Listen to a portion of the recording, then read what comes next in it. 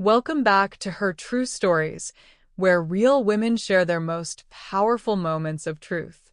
I'm your host, and today we have Martha Benjamin, a 57-year-old woman whose story will leave you speechless. This is about betrayal, patience, and the kind of justice that changes everything. If you're ready for a story that will make you question everything you thought you knew about family loyalty, then settle in. This one's going to stay with you long after it's over. Before we begin, I want you to know that every story we share here matters. These aren't just tales, they're lessons, warnings, and sometimes they're the justice we all wish we could serve. Don't just listen and leave. Hit subscribe so you'll never miss another story that speaks to your soul. Ring that notification bell because, trust me, you won't want to miss what's coming next. And if this story moves you, drop a comment below. I read every single one, and your support means everything to these brave women sharing their truth. My name is Martha Benjamin. I'm 57 years old, and I need to tell you about the day my daughter taught me exactly where I stood in her life. It was Mother's Day 2 years ago, and I thought I was going to a family celebration. What I got instead was a masterclass in humiliation that would change everything. I remember every detail of that afternoon. The sun was filtering through Jessica's dining room windows, casting everything in that golden light that makes family gatherings look like something from a magazine. My daughter had always been good at creating that perfect atmosphere. The right flowers, the right music, the right lighting. She inherited that from me, actually. I taught her how to make a house feel like a home. Jessica was 32 then, married to David for 8 years, and she had always been the apple of my eye. She was my only child, born after years of trying, and I'd poured everything I had into raising her. When her father left us when she was 12, it became just the two of us against the world. Or so I thought. The gathering that day included David's mother, Eleanor, a woman who had never liked me from the moment her son announced he was marrying my daughter. Eleanor came from old money, the kind of family that measured worth in country club memberships and trust funds. She looked at me, a single mother who'd worked 3 jobs to put Jessica through college, like I was something she'd stepped in. I arrived with my gift for Jessica, a beautiful pearl bracelet I'd saved for months to buy. It wasn't expensive by Eleanor's standards, maybe $300, but it was genuine, and I'd chosen each pearl myself. I was proud of it. Mom. Jessica hugged me when I walked in, but there was something different in her embrace. A distance that hadn't been there before. I'm so glad you could make it. Could make it? As if I wouldn't move heaven and earth to be there for Mother's Day with my only child. The afternoon proceeded normally enough. We ate the brunch Jessica had catered. She didn't cook much anymore, not since marrying David. We made small talk about the weather, about David's promotion at the law firm, about Eleanor's latest charity board appointment. I listened, smiled, and tried to ignore the way Eleanor's eyes seemed to catalog everything about me. My department store dress, my modest jewelry, my careful makeup that couldn't quite hide the lines that came from years of worry and work. Then came the gift exchange. Jessica had been fluttering around all afternoon, clearly excited about something. She kept glancing between Eleanor and me with this barely contained energy, like a child with a secret. Okay, she finally said, clapping her hands together. Gift time. I have something special for both of my mothers. Both of her mothers. The phrase hit me like a slap, though I kept my smile firmly in place. She disappeared into the kitchen and returned with 2 envelopes. One was thick, cream-colored paper with elegant script. The other was a thin white envelope that looked like it came from a grocery store. Can you guess which one had my name on it? Jessica handed Eleanor the beautiful envelope first. This is for you, Eleanor. David, and I wanted to do something really special. Eleanor opened it with her perfectly manicured fingers, and I watched her face transform. Her usual composed expression cracked into something that might have been actual joy. "Oh my goodness," she breathed. Jessica, David, this is too much. What is it? I asked, though part of me already knew I didn't want to hear the answer. A 14-day Mediterranean cruise, Eleanor said, her voice thick with emotion. First-class accommodations, all expenses paid. This is incredible. 14,000 dollars. I didn't need to ask the price. I could see it in Eleanor's eyes, in the way David puffed up with pride, in the way Jessica glowed as she basked in her mother-in-law's approval. Then Jessica turned to me, and that thin white envelope appeared in her hands. And this is for you, Mom. She pressed it into my palm with a smile that didn't quite reach her eyes. I hope you like it. I opened the envelope knowing, somehow, what I would find. A lottery ticket. A scratch-off lottery ticket worth $3. $3. I stared at it for a moment, feeling the weight of that cheap piece of cardboard in my hands. Around me, the conversation continued. Eleanor was still gushing about the cruise, making plans, and talking about cabin selections and shore excursions. Jessica was radiant, soaking up every word of praise from the woman who had clearly become the mother that mattered. Well, Jessica asked, and I realized everyone was looking at me. Aren't you going to scratch it? You might win something. I looked up at my daughter, this beautiful, successful woman I had sacrificed everything to raise, and I smiled. It was perhaps the most difficult smile of my life. Of course, I said, keeping my voice steady. How exciting! I used my fingernail to scratch off the silver coating, revealing 3 cherries that didn't match. A loser, of course. Just like me, apparently. Oh, too bad, Jessica said with a little laugh. Maybe next time. Maybe next time. As if there would be a next time. As if this wasn't the moment my daughter had chosen to show me exactly what I was worth to her. I tucked the losing ticket into my purse and managed to get through the rest of the afternoon. I complimented Eleanor on her good fortune. I listened to Jessica and David plan their mother's European adventure. I helped clear the dishes and made appropriate small talk about the weather and traffic. But inside, something had fundamentally shifted. A door had closed, and I felt the click of the lock echoing in my chest. When I finally made my excuses to leave, Jessica walked me to the door. Thanks for coming, Mom, she said, giving me another one of those distant hugs. I hope you liked your gift. I looked at her then, really looked at her. This woman I had created, shaped, and loved with every fiber of my being. This person I had worked myself to exhaustion for, who had never wanted for anything because I made sure of it. This daughter, who had just demonstrated that I was worth exactly $3 to her. It was perfect, I told her, and I meant it. It was perfect in its clarity, perfect in its message, perfect in its cruelty. I drove home to my small apartment in silence. No music, no radio, just the sound of my car engine and my own thoughts. I had raised Jessica to be strong, independent, and successful. I had succeeded beyond my wildest dreams. She was all of those things. I had just never considered that she might also be heartless. That night, I sat in my kitchen with a cup of tea, and that losing lottery ticket spread out on the table in front of me. $3. That's what 25 years of motherhood had earned me. $3 and a lesson in my own irrelevance. But as I sat there in the quiet of my small home, looking at that ticket, I felt something I hadn't expected. Not just hurt, not just disappointment, but something sharper. Something that tasted like metal in my mouth and burned like acid in my chest. Rage. Pure, clean, crystalline rage. I had spent my entire adult life putting Jessica first. I had worked jobs I hated to pay for her education. I had gone without so she could have. I had celebrated every achievement as if it were my own and nursed every heartbreak like it was happening to me.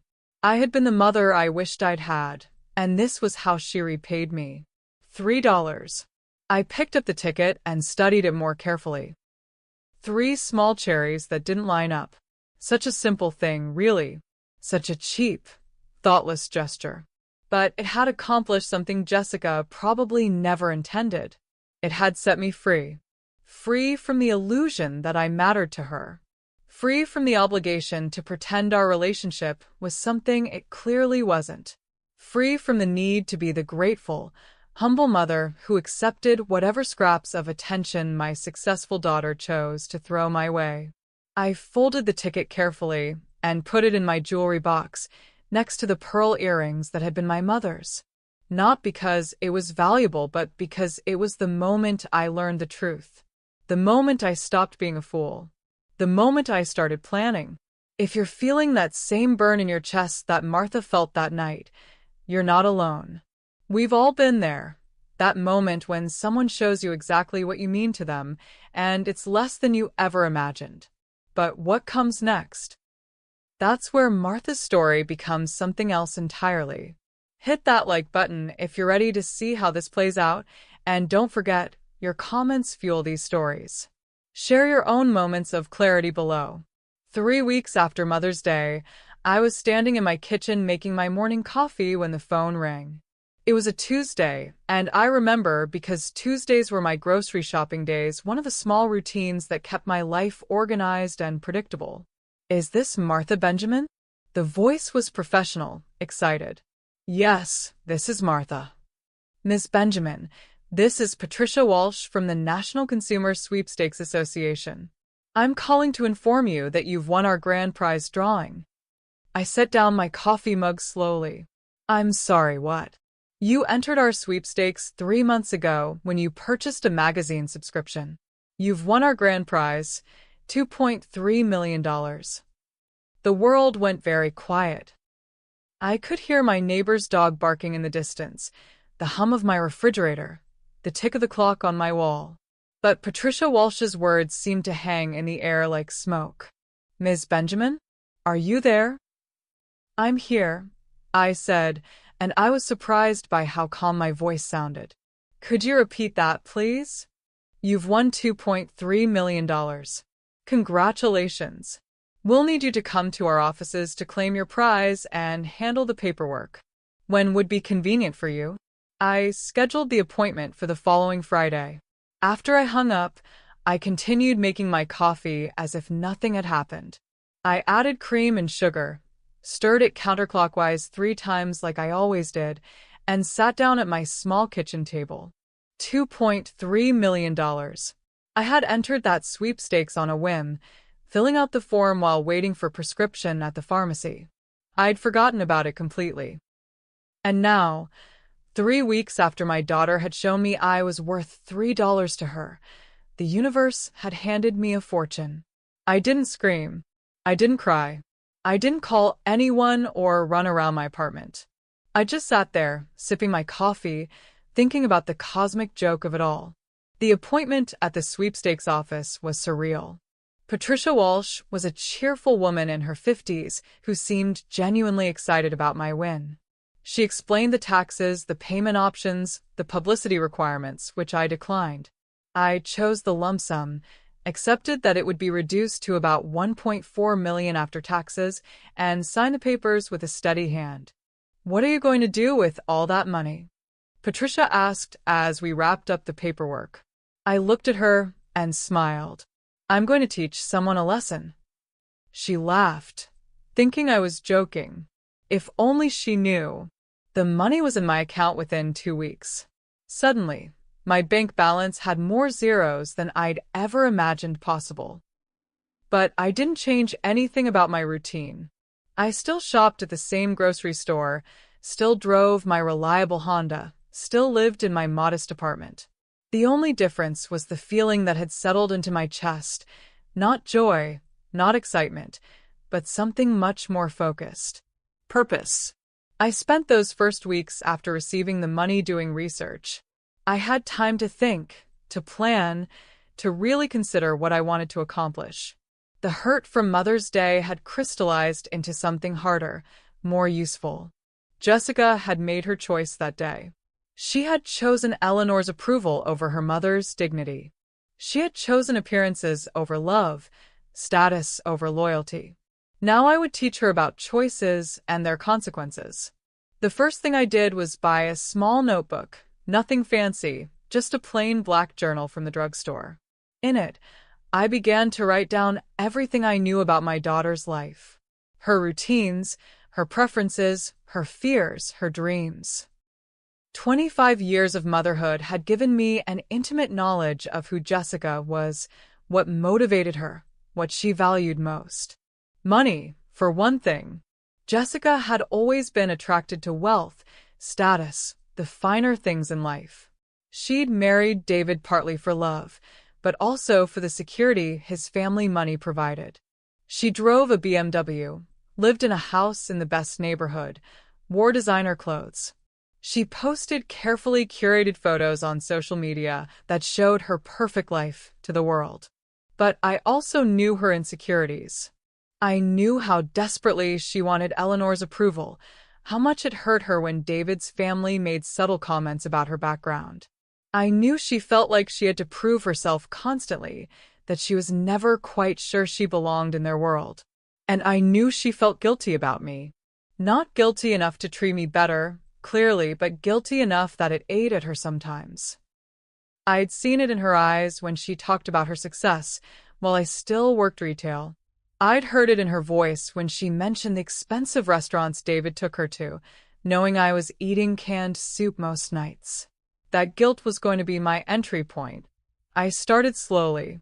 A week after the money cleared, I drove to Jessica's neighborhood and left a small gift basket on her doorstep. Nothing expensive, some fancy tea, artisanal cookies, a nice candle. The kind of thing a mother might buy for her daughter just because she was thinking of her. I included a note. Saw these at the store and thought of you. Love, Mom. Jessica called that evening, sounding surprised and a little guilty. Mom, you didn't have to do that. The basket was beautiful. I know I didn't have to, I said. I wanted to. Is that all right? Of course it's all right. It's been a while since you've done something like that. Since you've given me a reason to, I thought. But what I said was, I've been thinking a lot about family lately. About what's important. There was a pause. Mom, about Mother's Day? What about it? I kept my voice neutral, curious. I hope you know how much I appreciate everything you've done for me. Do I? I asked gently. Another pause, longer this time. Yes. Yes, you should know that. Should. Not do. Should. We talked for a few more minutes about inconsequential things, and when we hung up, I made my first entry in the black notebook. Day 1. Small gesture successful. Subject showed immediate guilt response. Foundation established. Over the next month, I continued the campaign. A card here, a small gift there, always with a note that was loving but not demanding. I started calling more frequently, but not too frequently. I asked about her life, her work, her marriage, and I listened with the kind of attention I'd always given her, but now with a different purpose. I was gathering intelligence. Jessica began to soften toward me. She started calling me back when I left messages. She invited me to lunch, casual places, nothing fancy, but still. She seemed relieved that I wasn't angry about Mother's Day, that I hadn't made a scene or demanded an apology. I'm so glad we're reconnecting, Mom, she said during one of our lunches. I felt like there was some distance between us for a while. Distance. I tilted my head, as if the concept was foreign to me. I don't feel distant from you, sweetheart. You're my daughter. You're my heart. She reached across the table and squeezed my hand. I love you, Mom. I love you too, Jessica. More than you'll ever know. And I did love her. That was the thing that made this so perfect, so devastating. I loved her with the same intensity one always had. But love and justice, I was learning, were not mutually exclusive. That night, I made another entry in my notebook. Day 32. Subject fully engaged. Guilt complex activated. Ready for Phase 2. Phase 2 was about to begin, and it would require a much larger investment. But thanks to my sudden windfall, I could afford to be very generous indeed. I picked up my phone and called Jessica. Hi, sweetheart. Are you busy? Never too busy for you, Mom. What's up? I was thinking about taking a little vacation, maybe a cruise. And I was wondering, would you and David like to come with me? My treat, of course. The silence on the other end of the line was worth every penny I was about to spend. The comments are pouring in already, and I can see the predictions you're making. Some of you know where this is heading. Others are hoping Martha finds peace through forgiveness. But remember, this is Martha's truth, and sometimes the truth isn't about forgiveness. Sometimes it's about justice. Keep watching, because the next chapter is where everything changes. And please, share this with someone who needs to hear it. These stories matter. The silence stretched for so long I wondered if the call had dropped. Mom? Jessica's voice was small, uncertain. Did you say a cruise? I did, I said, settling back into my chair. I've been thinking about traveling more, and I realized I've never taken a real vacation. Not the kind where you get waited on and pampered and don't have to worry about anything. That sounds wonderful, but Mom, cruises are expensive. I almost laughed.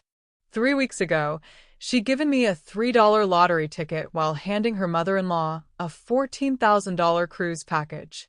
Now she was worried about expense. I know they are, I said.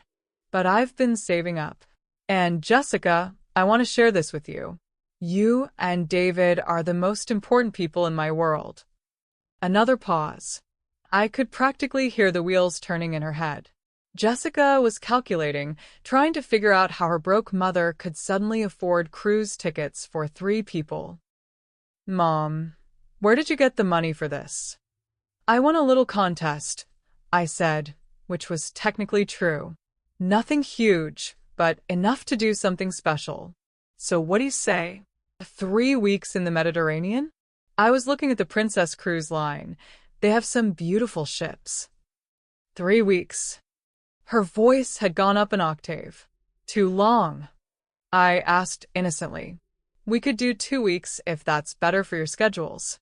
No, 3 weeks sounds amazing. Mom, this is incredibly generous. Are you sure you can afford it? Sweetheart, what good is money if you can't spend it on the people you love?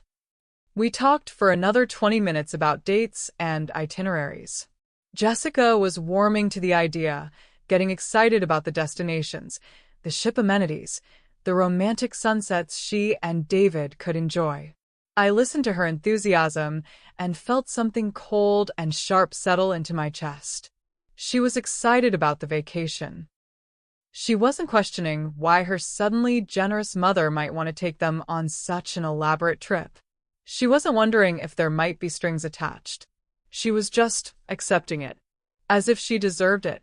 After we hung up, I made a list in my notebook, not about Jessica this time, but about logistics. What I would need, who I would need to contact, how to make sure everything went perfectly. Because this cruise wasn't going to be the bonding experience Jessica thought it would be. It was going to be something else entirely. I started making calls the next morning. The first was to a travel agent who specialized in luxury cruises. I wanted the best suite available, with a private balcony and room service. Money was no object. We have a beautiful owner's suite available, the agent told me. It's quite expensive, but it includes priority boarding, specialty dining, and concierge service. Perfect, I said. I'll take it. The second call was harder. I needed to reach out to someone from my past, someone I hadn't spoken to in 15 years. Someone who had always operated in the shadows, who knew people who could solve problems quietly and efficiently. Marcus Rodriguez had been my supervisor at one of the factories where I'd worked in my 30s. He was a good man in most ways, but he'd always been willing to bend rules when necessary. He'd helped people get fake papers, arranged for certain deliveries to go missing, made sure inconvenient inspections got delayed. Nothing violent, nothing that hurt innocent people, but definitely nothing legal. I found his number through old contacts, people who knew people who knew people. When I called, he was surprised to hear from me. Martha Benjamin, he said, and I could hear the smile in his voice. I haven't heard that name in a long time. How are you, sweetheart? I'm well, Marcus. Very well, actually. I was wondering if you might be able to help me with something. Depends on what kind of help you need. I explained what I wanted, carefully, using language that couldn't be misunderstood later. Marcus listened without interrupting, and when I finished, he was quiet for a long moment. That's a serious request, Martha. I know it is. This person, they hurt you bad? I thought about Mother's Day, about that $3 lottery ticket, about 25 years of sacrifice and love that had been repaid with calculated cruelty. Yes, I said. They did. And you're sure about this? Because once we start down this road, there's no going back. I'm sure. Okay. It's going to cost you. How much? He named a figure that would have been impossible for me 6 months ago. Now, it was less than I spent on groceries in a year. That's fine, I said. Half up front, half when it's done. And Martha? We never had this conversation. What conversation? He laughed. I always liked you, sweetheart. You've got steel in your spine. I did have steel in my spine. I just never had a reason to use it before. The next few weeks were a flurry of planning. I booked the cruise, arranged for passports to be expedited, bought new clothes for the trip. I played the part of the excited, slightly nervous first-time cruise passenger. Jessica and David were both caught up in the anticipation, making lists of excursions they wanted to take, restaurants they wanted to try. I can't believe you're doing this for us, Mom, Jessica said during one of our planning lunches. This is like a dream vacation. You deserve it, I told her, and I meant it. She deserved exactly what she was going to get. I made my final payment to Marcus 2 days before we were supposed to leave. The arrangement was simple, elegant, and completely undetectable. During the cruise, Jessica would receive a special gift basket in her cabin, compliments of the cruise line. It would contain champagne, chocolates, and a selection of gourmet treats. The champagne would be the key. Not poisoned exactly, but treated with something that would cause severe reactions in most people. Violent illness, dehydration, organ failure. It would look like food poisoning, maybe a reaction to something she ate at one of the specialty restaurants. These things happened on cruise ships more often than people realized. By the time we reached port, Jessica would be gone, and I would be the grieving mother who had tried so hard to reconnect with her daughter, only to lose her to a tragic accident. The night before we left, I sat in my apartment with my notebook, reviewing everything one more time. The plan was perfect, foolproof, and absolutely justified. Jessica had made her choice on Mother's Day. She had chosen to humiliate me, to reduce our relationship to its cheapest possible expression. Now she would learn that actions have consequences. I looked at the losing lottery ticket I'd kept in my jewelry box. $3. That's what she thought I was worth. Tomorrow, she would discover the true cost of that calculation. I folded the notebook closed and went to bed. I slept better than I had in months. The comments are divided now, aren't they? Some of you are cheering Martha on, others are starting to worry about where this is heading. But remember, this is her truth, her story, her justice. We're not here to judge, but to understand. What would you do if someone you loved treated you like you were worth $3? Really think about it. The next chapter takes us on that cruise, and once we board that ship, there's no turning back. The morning of our departure dawned bright and clear. I stood at my apartment window, looking out at the city I'd called home for 30 years, and felt a strange sense of finality. This was the day everything would change. By the time I returned to this view, Jessica would be gone, and I would finally be free. I dressed carefully in the new clothes I'd bought for the trip, a navy blue travel outfit that made me look like exactly what I was supposed to be, a loving mother treating her family to the vacation of a lifetime. I checked my purse 3 times to make sure I had everything I needed, including the small disposable phone Marcus had given me for emergency contact. Jessica and David picked me up at 10 o'clock sharp. David carried my suitcase to their BMW, while Jessica bubbled with excitement. Mom, I barely slept last night. I kept looking at the itinerary and trying to decide which excursions to book. Did you know we're going to stop in Rome? And Barcelona? And Monte Carlo? I know, sweetheart, I said, settling into the back seat. I wanted to make sure we saw everything. David glanced at me in the rearview mirror. Mrs. Benjamin, I have to say, this is incredibly generous of you. This cruise must have cost. David, I interrupted gently. What did I tell you about calling me Mrs. Benjamin? We're family. And don't worry about the cost. That's not your concern. He had the grace to look embarrassed. Of course. Sorry, Martha. I just want you to know how much we appreciate this. Do you? I thought. We'll see about that. The port was chaos. Hundreds of people with suitcases, crew members with clipboards, buses and taxis and town cars all jockeying for position. Our ship, the Princess Serenity, rose from the water like a floating city, white and gleaming in the afternoon sun. It's enormous, Jessica breathed, staring up at the multiple decks. Mom, how many people does this thing hold? 3,000 passengers, I said, plus crew. It's like a small town. We checked in, went through security, and boarded with the other suite guests. My owner's suite was on deck 14, with floor-to-ceiling windows and a private balcony that looked out over the ocean. Jessica and David's stateroom was 3 doors down, close enough to be convenient, far enough to give them privacy. This is incredible, Jessica said, spinning around in my suite's living room. Mom, you've really outdone yourself. I wanted it to be special, I said. We don't get enough time together. That's going to change, she said, hugging me impulsively. I promise, Mom. I know I've been busy with work and David and everything, but I want us to be closer. This trip is going to be perfect. Perfect. Yes, it was going to be exactly that.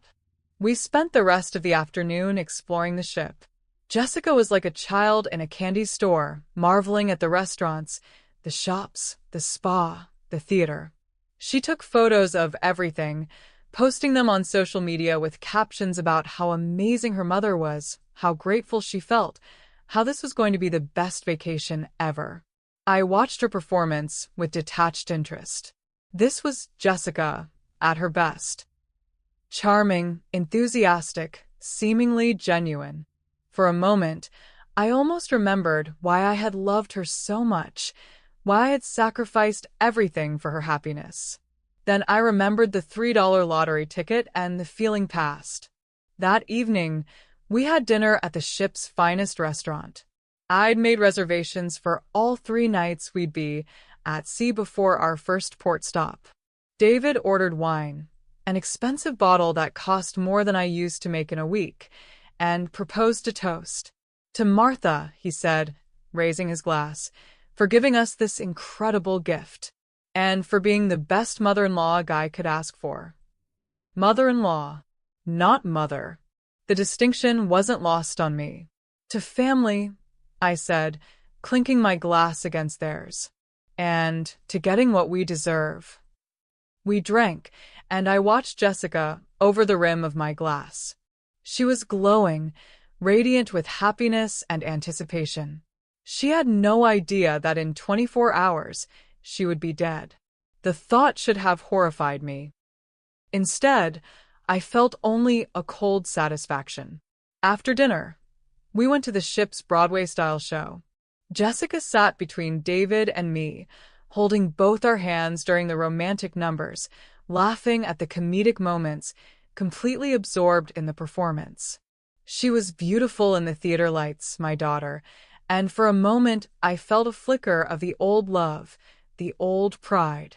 Then the show ended, and reality came flooding back. I'm exhausted, Jessica announced as we walked back to our staterooms. All that exploring wore me out.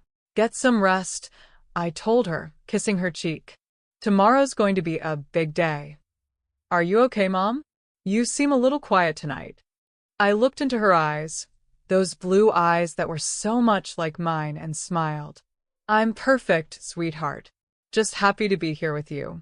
She hugged me goodnight, and I watched her disappear into her stateroom with David. Then I went back to my suite, took out the disposable phone, and sent a single text message to Marcus's contact. Tomorrow evening. Cabin 14027. The response came back immediately. Confirmed. I deleted both messages, turned off the phone, and put it back in my suitcase. Then I sat on my balcony, looking out at the dark ocean, and thought about justice. Jessica had made her choice on Mother's Day. She had chosen to humiliate me, to reduce our relationship to its most insulting expression. She had shown me exactly what I was worth to her, and now I was going to show her the true cost of that decision. Tomorrow, she would receive her gift basket. She would drink the champagne, thinking it was a lovely surprise from the cruise line. And by the time we reached our first port, she would be gone. I would grieve, of course. I would play the devastated mother perfectly. I would hold David as he wept, comfort him in his loss, help him make the arrangements. I would be everything a loving mother-in-law should be in such a tragedy. And then I would go home, alone, to my new life. My life without the constant disappointment, without the endless hoping for scraps of affection, without the humiliation of being treated like an obligation instead of a person. The ocean stretched out endlessly in front of me, dark and mysterious and full of secrets. Tomorrow it would hold one more. I went inside, brushed my teeth, and got ready for bed. As I was putting on my nightgown, I caught sight of myself in the mirror. I looked the same as always, a 57-year-old woman with silver-streaked hair and laugh lines around her eyes. Nothing about me suggested I was capable of what I was planning. That was going to be my greatest advantage. I climbed into bed and closed my eyes. Tomorrow would be Jessica's last full day on Earth, and I wanted to make sure it was a good one. After all, despite everything, I was still her mother. Some loves, I was discovering, were too dangerous to survive.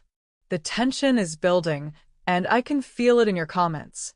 Some of you are on the edge of your seats, others are begging Martha to reconsider. But this is her story, her truth, her choice. Sometimes love becomes something darker, something that demands a different kind of resolution. Tomorrow, everything changes. If this story is affecting you, please share it. Sometimes we need to see these truths reflected back at us to understand our own relationships better. I woke up before dawn, as I always did. The ship was moving through calm waters, and there was something hypnotic about the gentle rocking motion. I made coffee in my suite's kitchenette and stood on the balcony, watching the sun rise over the ocean. This was Jessica's last sunrise. The thought came to me clearly, without emotion, like a simple fact. Today was Tuesday. Tomorrow, we would dock in Rome, and Jessica would not be alive to see it. I dressed carefully, casual pants and a silk blouse, comfortable shoes for walking around the ship. I wanted to look like exactly what I was supposed to be, a loving mother enjoying a vacation with her family. Jessica knocked on my door at 8:30, already dressed and ready for breakfast. Good morning, Mom. Did you sleep well? Like a baby, I said, which was true. I had slept better than I had in months. You look beautiful, sweetheart. She did look beautiful. She was wearing a sundress I'd never seen before, probably something she'd bought specially for this trip, and her hair was caught up in a casual ponytail that made her look younger than her 32 years. She was glowing with happiness and anticipation. David's still getting ready, she said, linking her arm through mine as we walked toward the elevator. Men take forever to get dressed, don't they? Some things never change, I agreed. We met David at the breakfast buffet, and the three of us found a table by the windows. The dining room was buzzing with conversation, families planning their day, couples deciding between shore excursions, groups of friends comparing notes about the previous evening's entertainment. "So, what's the plan for today?" David asked, cutting into his Eggs Benedict. "Well," I said, consulting the ship's daily program, "there's a cooking demonstration at 10, wine tasting at noon, and the captain's cocktail party tonight." "The cooking demo sounds fun," Jessica said. "What are they making?" "Italian cuisine. Seems appropriate since we're heading to Rome." We spent a leisurely morning exploring more of the ship. Jessica was fascinated by everything: the art auction, the jewelry boutique, the spa with its infinity pool. She took photos constantly, always including me in the shots. "This one's going on Facebook," she said, holding up her phone to capture us both with the ocean in the background. "I want everyone to see what an amazing mom I have." Amazing. The words stuck in my throat, but I smiled for the camera. The cooking demonstration was entertaining. The chef showed us how to make authentic carbonara, explaining the importance of timing and temperature. Jessica took notes, asking questions about techniques and ingredients. "I'm definitely going to try this at home," she told me. "Maybe you could come over for dinner next week, and I'll cook for you." "That sounds lovely," I said, knowing she would never get the chance. After lunch, David went to the sports deck to play basketball with some other passengers, leaving Jessica and me alone. We found deck chairs by the adult-only pool and settled in with books and iced tea. "This is perfect," Jessica said, adjusting her sunglasses. "Just perfect. Mom, I can't thank you enough for this." "You don't need to thank me," I said. "Seeing you happy is thanks enough." She reached over and squeezed my hand. "I love you, Mom. I know I don't say it enough, but I do. I love you too, sweetheart. More than you'll ever know." We read in comfortable silence for a while, the sun warm on our faces, the sound of the ocean providing a peaceful soundtrack. Other passengers walked by, some stopping to chat about the beautiful weather or ask about our books. We looked like what we were supposed to be, a mother and daughter enjoying quality time together. Around 4 o'clock, Jessica went back to her stateroom to get ready for the evening's festivities. I returned to my suite and took out the disposable phone. There was a new message waiting. "Package delivered to 14027. Enjoy your evening." I deleted the message and put the phone away. It was done. Somewhere in Jessica's stateroom, nestled among the towels and chocolates the housekeeping staff left for turn-down service, was a beautiful gift basket. The card would indicate it was compliments of the cruise line, a special surprise for valued guests. Jessica would be delighted. She loved surprises, loved being singled out for special treatment. She would probably take photos of the basket before opening the champagne. I showered and dressed for dinner. A black cocktail dress that made me look elegant and sophisticated. I applied my makeup carefully, wanting to look my best for Jessica's last evening. I showered and dressed for dinner. A black cocktail dress that made me look elegant and sophisticated. I applied my makeup carefully, wanting to look my best for Jessica's last evening. She knocked on my door at 6:30, radiant in a blue dress that matched her eyes. "Mom, you look gorgeous. That dress is stunning on you." "Thank you, sweetheart." "You look beautiful, too." David appeared behind her in a dark suit, handsome and smiling. "Ladies, are we ready for the captain's cocktail party?" The party was held in the ship's grand atrium, with a live band and elaborate hors d'oeuvres. The captain, a distinguished man with a gray beard, made a speech welcoming everyone aboard and highlighting the ports we would visit. Jessica hung on every word, her eyes bright with excitement. "Isn't this incredible?" she whispered to me. "I feel like we're in a movie." We mingled with other passengers, David charming everyone with his legal expertise and Jessica lighting up every conversation with her enthusiasm. I played my part perfectly, the proud mother, delighted to be included in her daughter's glamorous evening. Dinner was at the ship's most exclusive restaurant, a small intimate space with only 20 tables. I had made these reservations months ago, knowing they would be impossible to get otherwise. The meal was exquisite, multiple courses paired with wines that cost more per bottle than I used to make in a month. "To the best mother in the world," Jessica said, raising her wine glass in a toast. "Thank you for this incredible gift." "To family," I replied, touching my glass to hers. "And to memories that will last forever." We talked and laughed throughout the meal. Jessica told stories about her work. David shared funny anecdotes about his clients, and I listened with the kind of attention I'd always given her. But now, every word felt precious, final. This was the last time I would hear her laugh. The last time I would see her eyes light up when she talked about something she loved. The last time she would call me Mom. After dinner, we went to the theater for another show, a tribute to classic Broadway musicals. Jessica sang along softly to the songs she knew, her hand resting on my arm. During the romantic numbers, she leaned against my shoulder the way she used to when she was little. For a moment, sitting there in the dark theater with my daughter pressed against my side, I felt the old ache of love.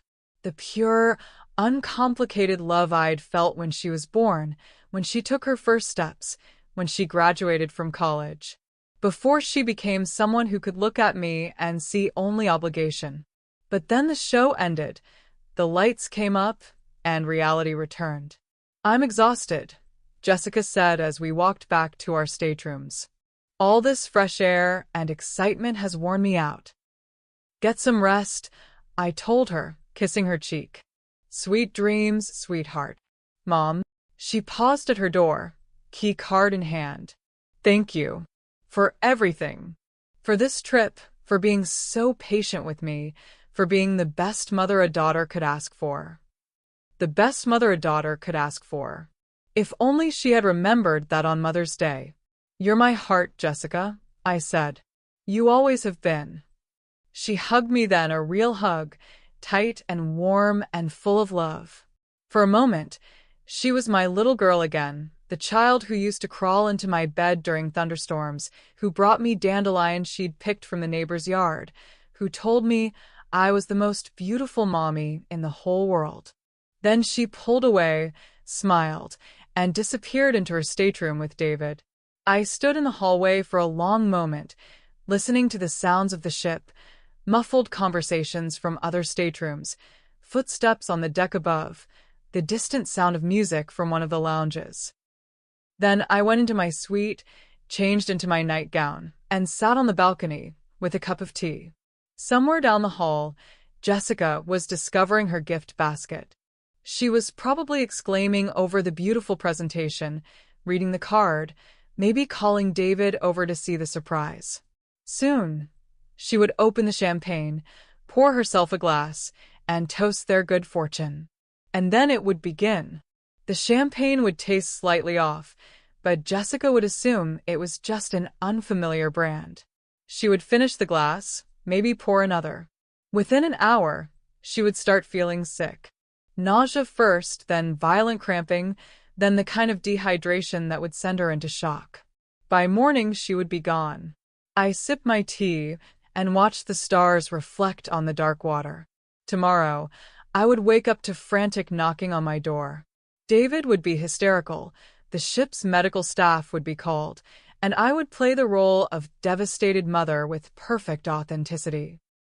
Because despite everything, despite the $3 lottery ticket and the years of casual cruelty, I would be devastated. You can't love someone for 32 years and not feel their loss, even when you're the one who caused it. But sometimes, love requires sacrifice. Sometimes, the only way to preserve your own dignity is to destroy what's destroying you. I finished my tea and went inside. As I was getting ready for bed, I heard voices in the hallway, Jessica and David, laughing about something. Their door opened and closed, and then there was silence. I brushed my teeth, applied my night cream, and climbed into bed. The ship rocked gently beneath me, carrying us all toward whatever destiny awaited. For Jessica, that destiny would arrive with the sunrise. For me, it would begin with her death. I can feel the weight of what's about to happen in these words, can't you? Some of you are holding your breath, others are typing furious comments about stopping this madness. But remember, this is Martha's truth, and in her mind, this is justice. Tomorrow brings consequences that can't be undone. If this story is making your heart race, you're not alone. Share it with someone who understands the complex darkness that can grow inside love itself. I woke up at 4:17 a.m. to the sound of screaming. Even through the walls of my luxury suite, I could hear David's voice, raw with panic and desperation. Help. Somebody help us. Something's wrong with my wife. I lay in bed for exactly 30 seconds, listening to the chaos erupting in the hallway. Doors slamming, running footsteps, urgent voices speaking in multiple languages. The ship's emergency response team was mobilizing, just as I knew they would. Then I got up, put on my robe, and opened my door.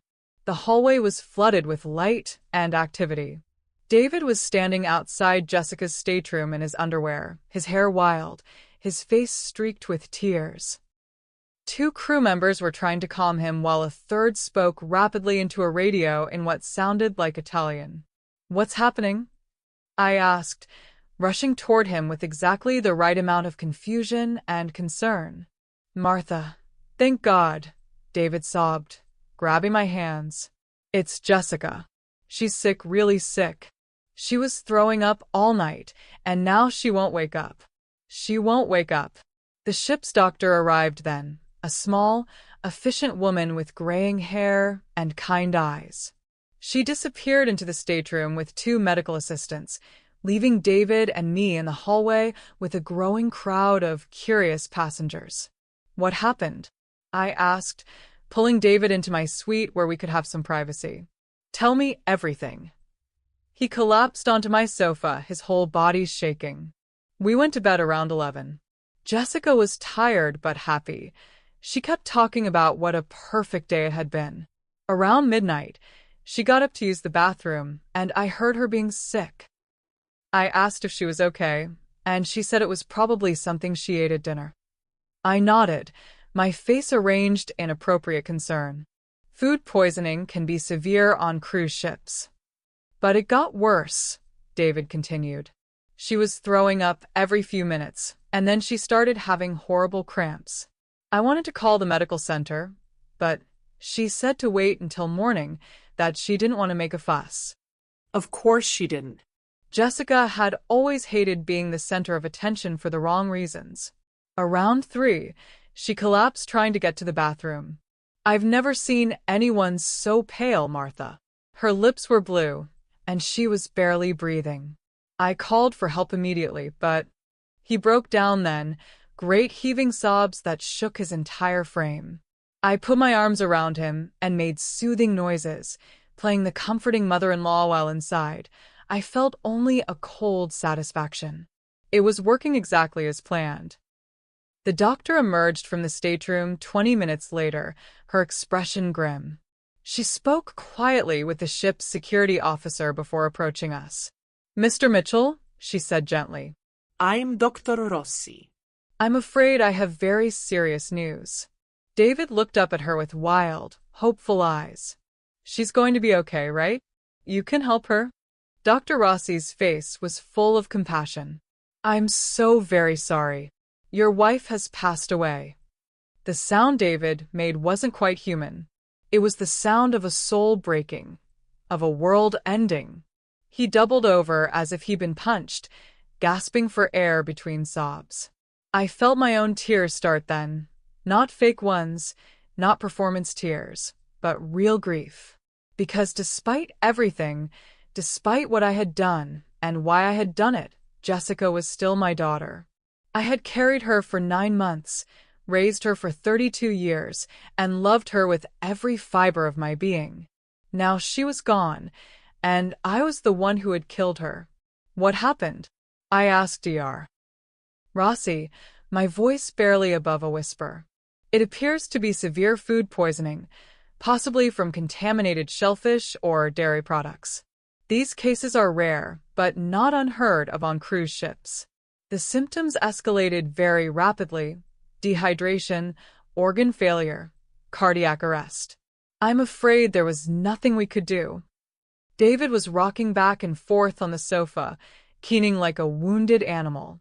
Other passengers had gathered in the hallway, their vacation mood dampened by the tragedy unfolding before them.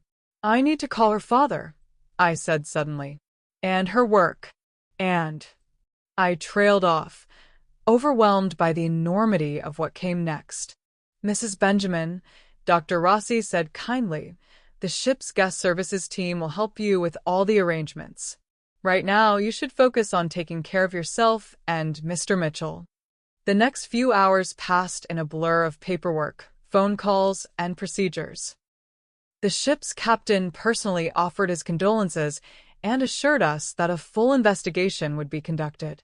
Guest services arranged for our belongings to be packed and for us to be flown home from Rome, bypassing the rest of the cruise. Throughout it all, I played my part perfectly. I was the devastated mother, the woman who had lost her only child in a senseless tragedy. I comforted David, made the necessary phone calls, and handled the logistics with the kind of composed efficiency that made people comment on how strong I was being. "You're incredible," David told me as we sat in my suite that afternoon, waiting for the ship to dock. "I don't know how you're holding it together." "Someone has to," I said, which was true. "Jessica would want us to take care of each other." He nodded, wiping his eyes with a tissue that was already soaked through. "She loved you so much, Martha. She talked about you all the time, about how grateful she was for everything you'd done for her." Did she? I wondered. Or was that just something people said after someone died? "She was my whole world," I said, and that was true too, in its way. The investigation was perfunctory. Food poisoning deaths, while tragic, were not uncommon on cruise ships. The medical examiner found no evidence of foul play, no reason to suspect anything other than a terrible accident. Jessica's body was prepared for transport back to the United States, and all the appropriate death certificates were signed and filed. By the time we flew home 3 days later, the story was already being forgotten. Jessica Mitchell, 32, beloved daughter and wife, had died suddenly while on vacation with her family. It was sad, it was shocking, but it was also over. David arranged a beautiful funeral. The church was packed with Jessica's friends and colleagues, people whose lives she had touched in her 32 years. They spoke about her kindness, her ambition, her infectious laugh. They talked about how much she loved her family, how devoted she was to her husband and mother. If only they knew. I sat in the front row, dressed in black, accepting condolences with appropriate grace. Eleanor sat across the aisle, crying into her handkerchief, surrounded by David's relatives. She looked old suddenly, diminished by grief. During the service, the pastor read from Jessica's favorite Bible verse, "Love is patient, love is kind. It does not envy, it does not boast, it is not proud." Love is patient. Yes, I thought. It certainly is. After the burial, people gathered at David's house, my daughter's house, for the traditional meal. I helped serve food and accepted hugs from people who told me how sorry they were for my loss. Eleanor approached me near the end of the evening. "Martha," she said, her voice thick with tears, "I want you to know, Jessica spoke about you often. She was so proud of you, so grateful for that wonderful cruise. She said it was the best time she'd ever had with you." I looked at this woman who had received a $14,000 cruise while I got a $3 lottery ticket, and I felt nothing, just emptiness. "Thank you," I said. "That means a lot." A week later, David called to tell me about Jessica's will. She had left everything to him, of course, but there was a small bequest for me, her grandmother's pearl necklace and a letter. The letter was short, written in Jessica's careful handwriting. Mom, If you're reading this, something has happened to me. I want you to know that I love you more than words can express. You sacrificed everything to give me a good life, and I know I haven't always shown my appreciation the way I should have. You are the strongest, most loving person I know, and I am so proud to be your daughter. Thank you for the cruise. It was magical spending that time with you. I hope we have many more adventures together. All my love always. Jessica. I read the letter 3 times, then carefully folded it and put it in my jewelry box next to that $3 lottery ticket. 2 weeks after the funeral, I received Jessica's death certificate in the mail. Cause of death: acute gastroenteritis leading to dehydration and cardiac arrest. Manner of death: accident. Case closed. That night, I sat in my kitchen with a cup of tea and really looked at my life for the first time since Mother's Day. My daughter was dead. I had killed her, and I felt empty. Not satisfied, not vindicated, not triumphant. Just empty. The revenge I had planned so carefully, executed so perfectly, had given me exactly what I thought I wanted. Justice for that $3 lottery ticket, for years of being treated like an obligation instead of a person. But sitting alone in my quiet apartment, surrounded by sympathy cards and casserole dishes from well-meaning neighbors, I realized something I hadn't considered in all my planning. Revenge is a meal best served cold, they say. But they never mention that it tastes like ashes in your mouth. The silence in the comments tells me everything. Some of you saw this coming, others are in shock. This is what revenge looks like when it's perfectly executed. Not triumphant, not satisfying, just empty. Martha got her justice, but at what cost? The story isn't over yet, though. There are still consequences to face, still truths to uncover. Keep watching. The final chapters will show you what Martha does with the life she's created from the ashes of her daughter's death. 3 months after Jessica's funeral, David called me with news that would have changed everything if my daughter had lived to hear it. "Martha, I need to talk to you about something," he said, his voice still carrying that hollow quality that had settled into it since Jessica's death. "Could you come over? There's something I found among Jessica's papers." I hadn't been back to their house since the funeral reception. Walking through the front door was like stepping into a museum of my daughter's life. Everything was exactly as she'd left it, her coffee mug still in the dishwasher, her reading glasses on the kitchen counter, her favorite throw blanket draped over the back of the couch. David looked terrible. He'd lost weight, and his clothes hung loose on his frame. His hair, usually perfectly styled for court appearances, was unkempt. Grief had aged him a decade in 3 months. "I've been going through Jessica's desk," he said, leading me to what had been her home office. The lawyer needed some documents for the estate, and I found this. He handed me a manila folder labeled Mom in Jessica's handwriting. Inside were documents that made my blood run cold.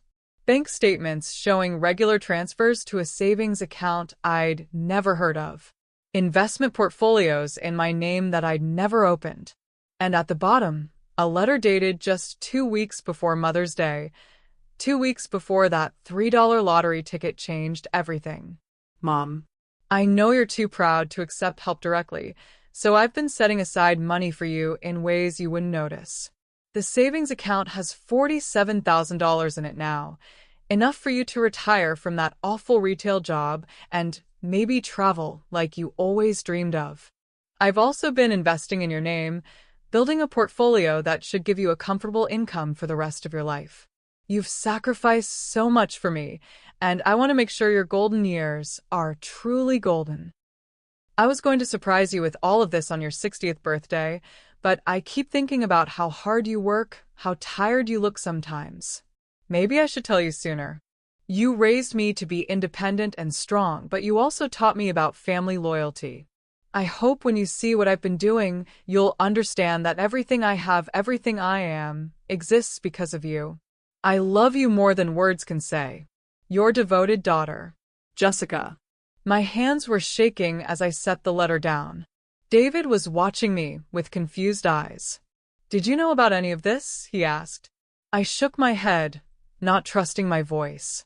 There's more, he said quietly, pulling out another folder. She was planning something for Mother's Day. Look at this. He showed me a receipt from a luxury travel agency, dated 3 days before Mother's Day. A Mediterranean cruise for two, first-class accommodations, all expenses paid. The client name was Martha Benjamin. She was going to surprise you with a cruise, David said. But then Eleanor started hinting about wanting to take a trip together, and Jessica panicked. She didn't want to hurt Eleanor's feelings, so she gave her the cruise package and gave me a lottery ticket instead. I finished, my voice barely a whisper.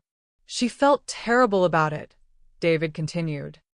She called me at work that afternoon, crying. She said she'd made a horrible mistake, that she'd hurt your feelings, that she needed to find a way to make it right. She was planning to surprise you with the real cruise the following week. I stared at the receipt, at the careful planning it represented, at the love behind every detail. Jessica had spent weeks organizing what she thought would be the perfect gift for me, and I had murdered her for it. Martha. David's voice seemed to come from very far away. Are you okay? You look pale. I wasn't okay. I would never be okay again. I need to go, I said, gathering the papers with numb fingers. Wait, there's one more thing, David said. He pulled out a small jewelry box. She bought this for you too. It was supposed to be part of the Mother's Day surprise. Inside the box was a pendant, a heart-shaped locket with "Best Mom Ever" engraved on the front. Inside was a photo of Jessica as a little girl, hugging me tightly, both of us laughing at something the photographer had said. I closed the locket carefully and put it back in the box. Keep it, I said. But she wanted you to have it. Keep it, I repeated, my voice stronger now. Give it to your next wife someday. Tell her it was Jessica's. David flinched as if I'd slapped him. Martha, I'm not going to remarry. Jessica was my whole world. I looked at this kind, decent man who had loved my daughter completely, who was drowning in grief for a woman I had killed, and I felt something crack inside my chest. You will, I said. You're young, you're good-looking, you have your whole life ahead of you. Jessica would want you to be happy. I don't want to be happy without her. Neither did I realized. But it was too late for that now. I drove home in a daze, the folder of documents on the passenger seat like an indictment. Every traffic light, every turn, every familiar landmark seemed to mock me. Jessica had loved me. She had been planning to take care of me, to give me the life I'd always dreamed of. And I had killed her for a $3 lottery ticket. Back in my apartment, I spread the documents across my kitchen table and really looked at what my daughter had been doing. The savings account had been opened 2 years ago, right after she'd gotten her promotion at work. Every month, she'd transferred money into it, sometimes a few $100s, sometimes more. The investment portfolio was more sophisticated, designed for long-term growth and income. She had been building me a future. The travel agency receipt was dated May 10th, 2 days before Mother's Day. She had booked the cruise on a Friday, probably planning to surprise me that weekend. But then something had happened with Eleanor, some conversation or comment that made Jessica change her plans. I could picture it so clearly now. Eleanor mentioning how she'd always wanted to take a cruise. Jessica, always eager to please her mother-in-law, impulsively giving away my surprise and scrambling to find a replacement gift. The lottery ticket wasn't meant to be cruel. It was meant to be temporary, a placeholder until she could figure out how to give me what she'd really planned. But I hadn't given her the chance to explain. I hadn't asked questions or tried to understand. I had seen only the insult, not the love behind it. That night, I took out my black notebook and wrote a single entry. Day 127. I kill my daughter for loving me too much to let me see her struggle with doing the right thing. Then I closed the notebook and never opened it again. The next morning, I went to the bank and closed the savings account Jessica had opened for me. $47,000 plus interest. I withdrew it all in cash and spent the day driving around the city, looking for the right place. I found it in a neighborhood I'd never visited before, a rundown area where families struggled to make ends meet, where children played in streets that needed repair, where hope was a luxury most people couldn't afford. The community center was housed in an old church building, its paint peeling but its doors wide open. Inside, volunteers were serving lunch to anyone who needed it. No questions asked, no judgment passed, just food and kindness offered freely. I spoke to the director, an elderly woman named Sister Mary Catherine who had been running the center for 30 years. "We could certainly use a donation," she said when I explained why I was there. "Every dollar helps us feed more families." I handed her the envelope containing all $47,000. "This is for my daughter," I said. Her name was Jessica Mitchell, and she would have wanted it to go to families in need. Sister Mary Catherine opened the envelope and gasped. "Ma'am, this is extraordinary. Are you sure?" "I'm sure," I said. My daughter believed in taking care of people. This is what she would have wanted. It wasn't enough, of course. Nothing would ever be enough to balance the scales of what I had done. But it was a start. As I drove home, I thought about the investment portfolio that was still in my name, growing steadily as Jessica had planned. When I died, that money would go to David, and he could decide what to do with it. Maybe he would use it to start a family with someone new. Maybe he would donate it to charity. Maybe he would just let it sit there, earning interest for beneficiaries he'd never met. It didn't matter. Nothing I did with Jessica's money would bring her back or undo what I had done. The kindest thing I could do now was stay out of David's life and let him grieve in peace. That evening, I sat in my kitchen with a cup of tea and faced the truth that had been hiding behind my carefully constructed justifications. I hadn't killed Jessica because she gave me a $3 lottery ticket. I had killed her because I was too proud to ask why. Your comments are pouring in faster than I can read them. The revelation is hitting everyone differently. Some of you are angry at Martha. Others are heartbroken for what Jessica was really planning. This is the cruel irony of assumptions, isn't it? How many relationships have been destroyed by pride, by the refusal to ask one simple question: why? Martha's story is almost over, but the lessons are just beginning. Share this chapter. Someone needs to see what happens when we let pride make our decisions for us. 6 months after Jessica's death, I was cleaning out her childhood bedroom in my apartment when I found something that made my blood turn to ice. I had been avoiding this task for months, unable to face the remnants of my daughter's younger years. But David had asked if there was anything of Jessica's I wanted to keep, and I knew I couldn't put it off any longer.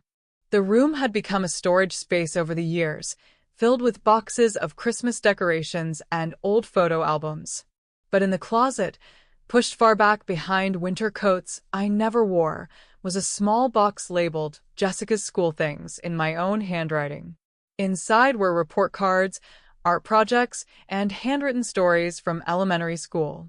At the bottom, wrapped in tissue paper, was something I had completely forgotten about. A diary. Jessica's diary from when she was 8 years old.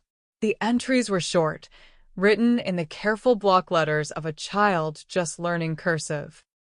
Most were about friends and playground drama and what she had for lunch. But one entry, dated just before Mother's Day when she was 8, stopped me cold. May 10th. Today I saved all my allowance money to buy Mom a present for Mother's Day. I found a pretty necklace at the store, but it cost $12 and I only have $3. The store man said maybe I could buy a lottery ticket instead, because sometimes people win money on those. I bought one for Mom, but I hope she's not sad it's not expensive. Maybe she'll win $1 million and then she won't have to work so hard anymore. I love my mom more than anything in the whole world. I sat on the floor of that dusty closet, holding my daughter's diary, and felt the last piece of my heart break. She had given me a lottery ticket when she was 8 years old, too. Not because she thought I was worth $3, but because she hoped I might win enough money to stop working so hard, to have an easier life. 24 years later, she had given me another lottery ticket. And this time I understood why. It wasn't cruelty. It wasn't dismissal. It was hope. Jessica had always associated lottery tickets with the possibility of a better life for me. In her 8-year-old mind, and apparently in her 32-year-old mind as well, lottery tickets represented dreams coming true. The $3 ticket wasn't an insult. It was a wish. I closed the diary and held it against my chest, feeling the weight of what I had done settle into my bones like lead. I had killed my daughter for loving me the same way she had when she was 8 years old, completely, hopefully, with the unshakable belief that somehow, someway, good things would happen to the mother she adored. The irony was so sharp it cut me in half. Jessica's lottery ticket wish had come true, in a way. I had won $2.3 million just weeks after she gave it to me. Her childhood hope had been realized. But by then, I had already decided she had to die for it. I spent the rest of that day reading through the diary, seeing my daughter's love for me spelled out in crooked letters and decorated with heart-shaped doodles. Every entry that mentioned me glowed with pride and affection. She wrote about how pretty I was, how smart I was, how lucky she was to have me as her mom. June 3rd. Mom worked extra hours today, so she was tired when she got home. I made her a sandwich and she cried, but I think it was happy crying.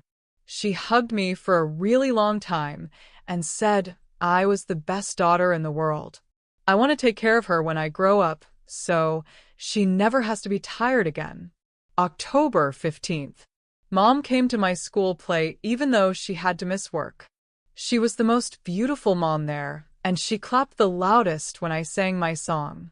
After the play, she said she was proud of me, and I felt like I could fly. I love my mom so much it makes my chest feel too small. December 24th. Mom got me everything on my Christmas list, even though I know we don't have much money. She said Santa must have gotten her letter about what a good girl I've been. I think Mom I asked Santa because she's magic and she makes everything better. I hope when I'm a grown-up I can give her presents as good as the ones she gives me.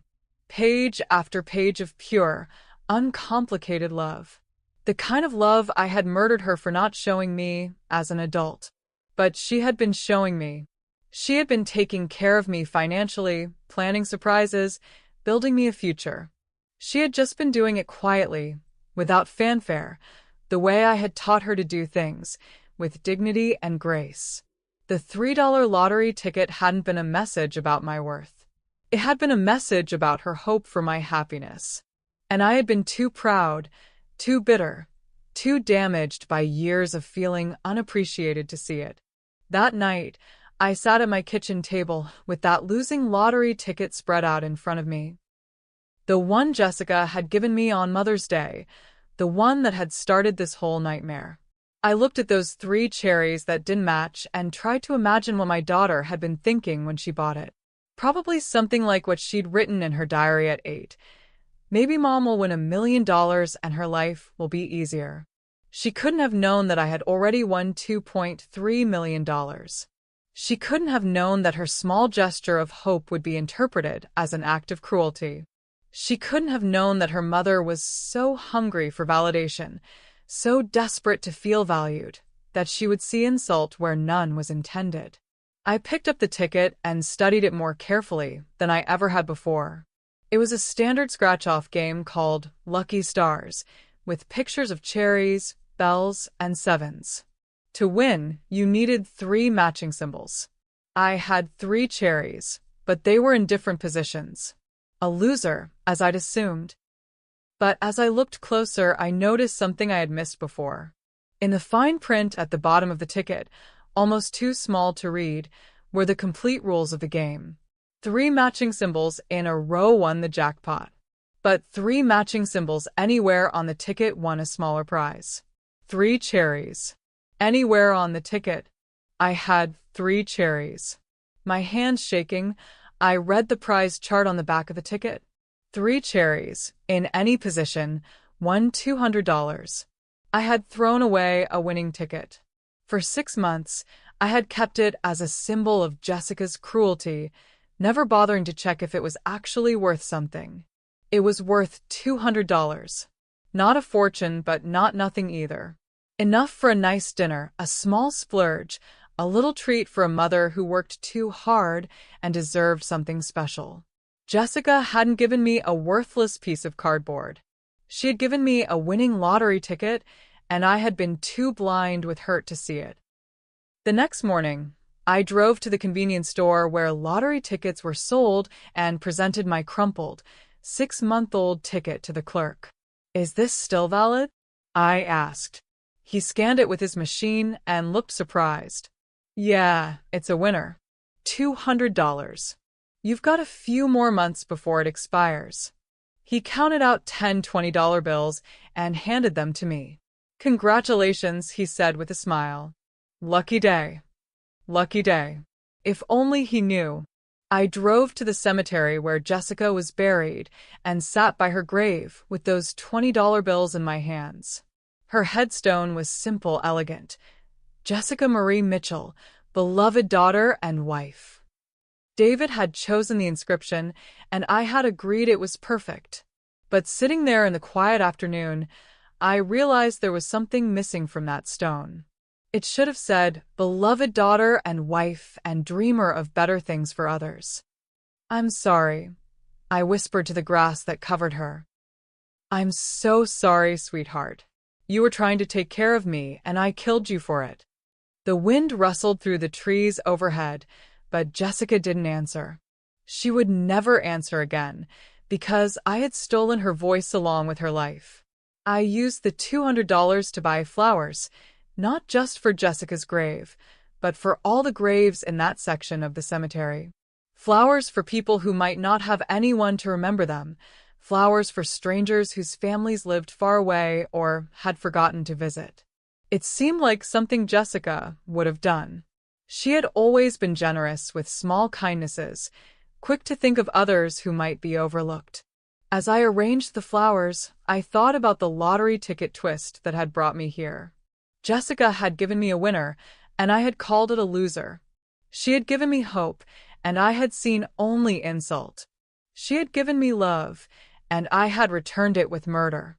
The cruelest irony of all was that both lottery tickets, the one she gave me and the one I won, had been attempts to make my life better. Hers was a small hope, mine was a large windfall, but they came from the same place, the desire to see me happy. I had used my windfall to destroy the person who had given me the hope in the first place. Walking back to my car, I made a decision. The money Jessica had invested for me, the portfolio that continued to grow in my name, would become a scholarship fund. Not for academic achievement or athletic prowess, but for children who showed extraordinary kindness to their parents. Children who, like 8-year-old Jessica, spent their allowance money trying to make their mothers' lives easier. It wouldn't bring Jessica back. It wouldn't undo what I had done. But maybe, somewhere, it would prevent another mother from making the catastrophic mistake I had made.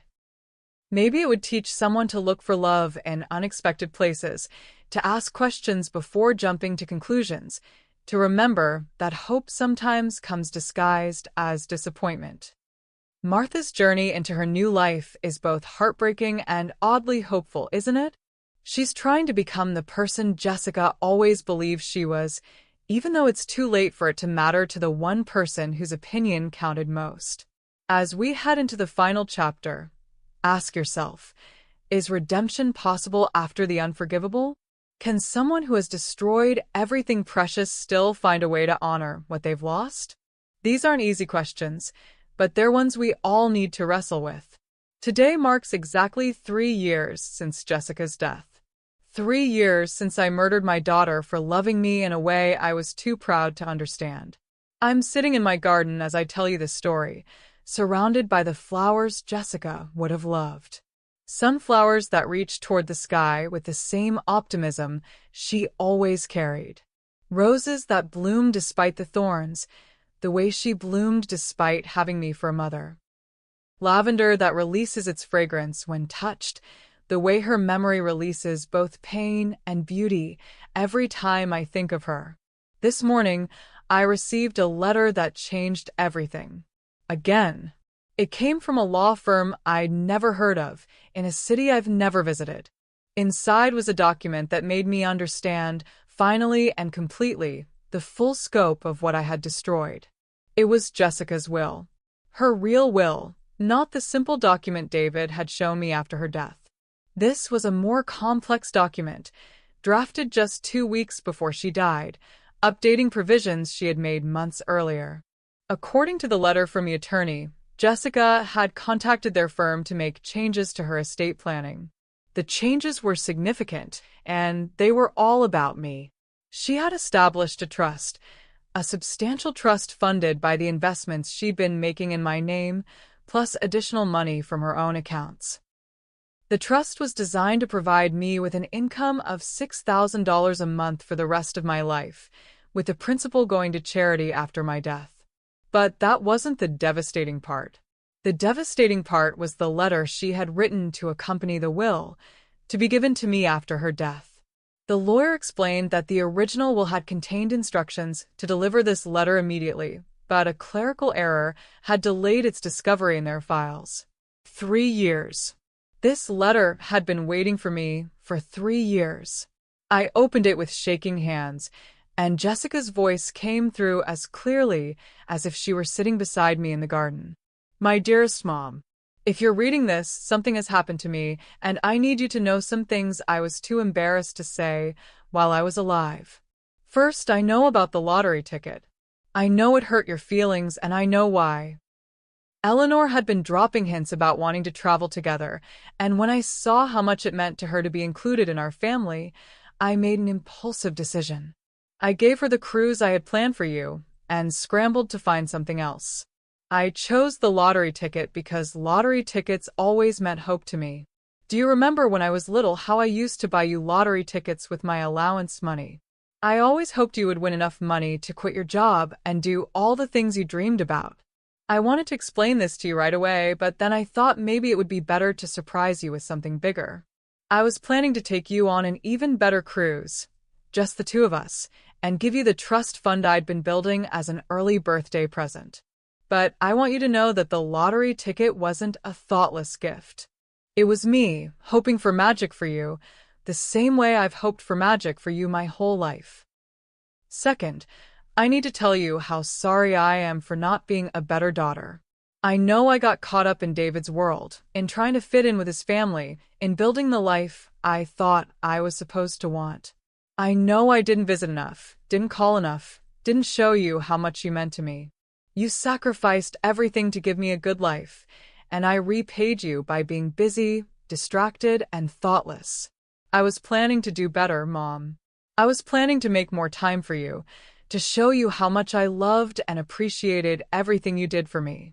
Third, and most important, I want you to know that you are the best mother anyone could ask for. You taught me to be strong, independent, and kind. You showed me how to work hard, how to dream big, and how to love completely. Everything good about me came from you. I know you worry that you weren't enough, that you didn't give me everything other mothers could give their children. But Mom, you gave me everything that mattered. You gave me love, values, and the unshakable knowledge that I was precious to someone. If something happens to me, I don't want you to be sad. I want you to travel, to try new things, to live the life you put on hold to raise me. Use the money I've saved for you. See the world. Find love if you want it. Be happy, because your happiness was always the thing I wanted most. You once told me that being my mother was the greatest privilege of your life. I want you to know that being your daughter was the greatest privilege of mine. I love you more than all the stars in the sky, More than all the fish in the sea, more than all the possibilities a lottery ticket could ever hold. Your devoted daughter, always and forever. Jessica. I read the letter 3 times, tears streaming down my face, before I could process what it meant. Jessica had known. She had known about the hurt feelings, and she had been planning to fix it. She had been planning to show me, in grand and beautiful ways, exactly how much I meant to her. And I had killed her before she got the chance. The trust she had established would have given me financial security for life. The cruise she had been planning would have been everything I had dreamed of, just the two of us, bonding the way we used to when she was young. The letter would have made me understand that every perceived slight, every moment when I felt undervalued, had been a misunderstanding. She had loved me completely, just as I had loved her. The only difference was that she had been planning to prove it, and I had been planning to destroy it. After I finished crying, and that took most of the afternoon, I walked to Jessica's grave. I sat on the grass beside her headstone and told her what I should have told her 3 years ago. I was wrong, sweetheart. I was so wrong about everything. I let pride blind me to love, let hurt turn into hate, let assumptions become facts. I didn't ask questions when I should have. I didn't give you the benefit of the doubt that you deserved. I didn't trust in the love that you had shown me for 32 years. The wind rustled through the trees, and for a moment, I could almost hear her voice. It's okay, Mom. I understand. But it's not okay, and it never will be. Understanding doesn't undo murder. Love doesn't resurrect the dead. Regret doesn't restore what was lost. I taught you a lesson you'll never forget, I said to her headstone, repeating the title of this story. But the lesson wasn't the one I thought I was teaching. The lesson was that love can be disguised as disappointment, that hope can look like insult, that the people who hurt us most are often just trying to figure out how to love us better. The lesson was that asking one simple question, why, can be the difference between life and death, between family and destruction, between understanding and catastrophe. The lesson was that pride is the most dangerous emotion in the world because it makes us see enemies where there are only people who love us imperfectly. As the sun set behind the trees, I made Jessica promise. I will spend the rest of my life making sure no other mother makes my mistake, I said. I will teach people to look for love in unexpected places, to ask questions before making assumptions, to remember that hope is always a gift, even when it doesn't look like what we expected. I will use the money you saved for me to fund programs that teach parents and children to communicate better, to understand each other more deeply. I will turn your trust fund into a foundation that prevents the kind of misunderstanding that killed you. I will make sure your death means something, even though it should never have happened. Tonight, as I finish writing the story, I'm looking at that $3 lottery ticket one more time. The ticket that started everything, that I kept as a symbol of perceived cruelty, but that was actually a symbol of enduring hope. 3 cherries that didn't line up the way I expected, but that still made a winner when I finally took the time to understand the rules. My daughter once gave me a $3 lottery ticket, and I taught her a lesson she'll never forget. The lesson was that love is patient, love is kind, love hopes all things, and love should always ask why before it assumes the worst. It's a lesson I learned too late to save her, but perhaps not too late to save someone else. Perhaps not too late to honor the hope she tried to give me by becoming someone worthy of it. Perhaps not too late to transform the story of revenge into a story of redemption, even if that redemption can never bring back what I destroyed. The lottery ticket sits on my table as I write these words, next to Jessica's letter, next to the photo of us laughing together when she was little. 3 artifacts of a love story that ended in tragedy because pride convinced me it was a story of betrayal. Tomorrow, I will begin the work of making sure no other family suffers what we suffered. No other mother will kill her child for the crime of loving imperfectly. No other daughter will die trying to figure out how to show her mother she cared. My name is Martha Benjamin. I am 60 years old, and I murder my daughter for giving me a lottery ticket worth $200 that I was too hurt to cash. She gave me hope, and I gave her death. That is the lesson I will carry for the rest of my life, and the burden I will bear until I join her in whatever comes after this life. But maybe in the space between now and then, I can teach someone else to see love where they expect to find insult, to find hope where they anticipate disappointment, to ask questions where they plan to make assumptions. Maybe I can save someone from becoming me. That would be the greatest gift I could give to Jessica's memory, and the only redemption possible for a mother who loved her daughter to death. And there it is, Martha's truth, in all its terrible complexity. She got her revenge, but it tasted like ashes. She taught her lesson, but learned a more devastating one in return. In the comments, I see some of you crying, others angry, many of you reflecting on your own relationships.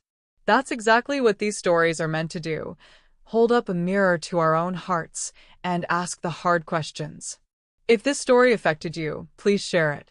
Not because it's entertaining, but because it's important. How many relationships could be saved if we just asked why instead of assuming the worst? How many families could be preserved if we looked for love instead of insult? Martha's story ends here, but the conversations it starts are just beginning. In your own life, with your own family, choose curiosity over assumption. Choose questions over conclusions. Choose love over pride. Because sometimes the people who hurt us are just trying to figure out how to love us better. And sometimes a $3 lottery ticket is worth more than all the money in the world. Thank you for listening to Martha's Truth. Subscribe for more stories that will challenge how you see the world. And remember, every person's truth matters, even when it's difficult to hear. Especially when it's difficult to hear. Until next time, keep questioning, keep growing, and keep looking for the love that hides in unexpected places.